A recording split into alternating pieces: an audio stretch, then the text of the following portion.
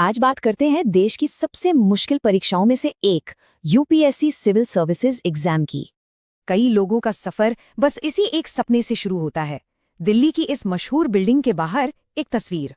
तो आखिर ये यूपीपीएससी है क्या? कोई ऑर्गेनाइजेशन या बस एक एग्जाम? चलिए पता करते हैं। यूपीएससी कोई एग्जाम नहीं बल्कि एक कमीशन है। ये टॉप सरकारी पदों के लिए कैंडिडेट्स की भर्ती करता है। हाँ, ज्यादातर लोग यही सोचते हैं कि ये एग्जाम सिर्फ आईएएस या आईपीएस बनने के लिए है, पर ऐसा नहीं है। असल में इसे क्लियर करने के बाद पूरे 24 अलग अलग सर्विसेज के दरवाजे खुलते हैं।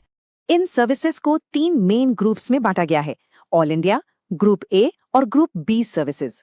तो इन 24 सर्विसेज तक पहुंचने का रास्ता कैसा है? चलिए इस पूरे प्रोसेस पर एक नजर डालते हैं। पूरा सिलेक्शन प्रोसेस 3 स्टेजेस में बटा है: प्रीलिम्स, मेंस और फिर इंटरव्यू।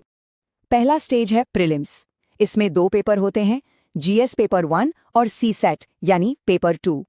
एक बात ध्यान रखने वाली है, दोनों पेपर्स में नेगेटिव मार्किंग होती है, मतलब एक्यूरेसी बहुत जरूरी है। प्रीलिम्स क्लियर करने के बाद आता है मेंस। इसमें 9 डिस्क्रिप्टिव पेपर्स होते हैं।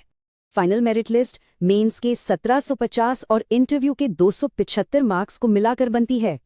अब जरा कंपटीशन का अंदाजा लगाइए। हर साल 10 लाख से ज्यादा लोग अप्लाई करते हैं और इन 10 लाख में से फाइनल सिलेक्शन सिर्फ करीब 1000 लोगों का ही होता है।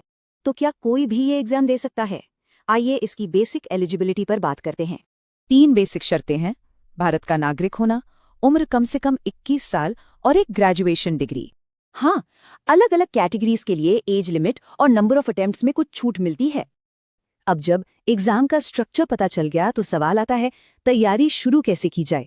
शुरुआत के लिए ये 4 स्टेप्स जरूरी हैं: सिलेबस, पिछले साल के पेपर्स, न्यूज़पेपर और एनसीईआरटी की किताबें। और आखिर में सबसे जरूरी सवाल जो इस पूरे सफर में मोटिवेशन देता है, एक ऑफिसर बनना ही क्यों है?